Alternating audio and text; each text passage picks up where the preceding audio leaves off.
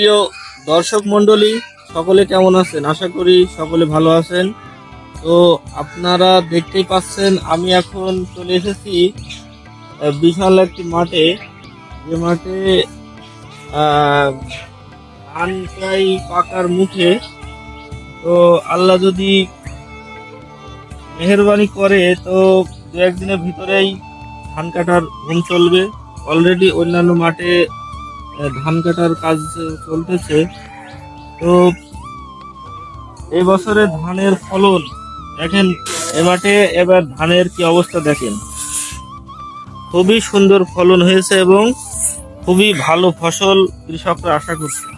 তো আপনাদের একটু ঘুরে ঘুরে আমরা দেখানোর চেষ্টা করছি যে এবার আশা করছে কৃষকরা প্রায় 25 থেকে 30 মণ এক বিঘা প্রতি তারা ধান পাওয়ার আশা করছে। ধানে কোনো সমস্যা নেই, পোকা নেই, কোনো কি বলেন এটা হয়নি। ধান খুবই সুন্দর কালার এসেছে এবং ধানের খুবই দানা সুন্দর হয়েছে এবং দেখতে পাচ্ছেন ধানের বিচুলিটাও অনেক সুন্দর হয়েছে।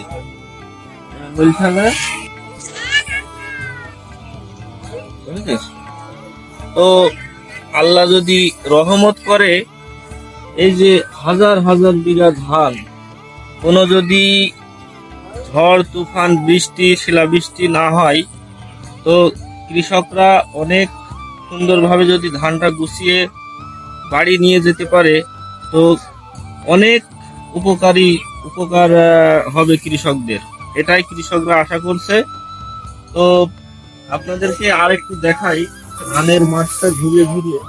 আমরা চলে এসেছি পরন্ত বিকালে, আজকে শুক্রবার ছুটির দিন আমরা এসেছি আপনাদেরকে ধান ক্ষেত দেখানোর জন্য।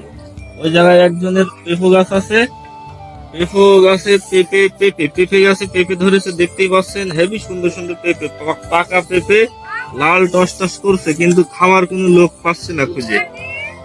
তো ভিডিওটা অনেক বড় হয়ে যাবে, আপনারা কিছু মনে করবেন না। এই ধান ক্ষেত, আমরা ধান খেতে এসেছি একটাই কারণ, সেটা হচ্ছে আল্লাহ যেন সুস্থ সুন্দরভাবে এই ধানটা কৃষকের বাসায় তারা সুন্দরভাবে নিয়ে যেতে পারে, এই আশা ব্যর্থ রেখে আপনারা সবাই দোয়া করবেন যাদের ধান আছে তারা যেন সুন্দরভাবে এই ধানগুলো বাসায় নিয়ে যেতে পারে। আমরা এটাই হচ্ছে আল্লাহর কাছে কামনা করি। সকলে ভালো থাকবেন। এই ভিডিওটা ভালো লাগলে আপনারা একটা শেয়ার, লাইক, কমেন্ট করে আমাদের ছোট পেজকে আপনারা একটু সাপোর্ট করবেন। ধন্যবাদ, ভালো থাকবেন।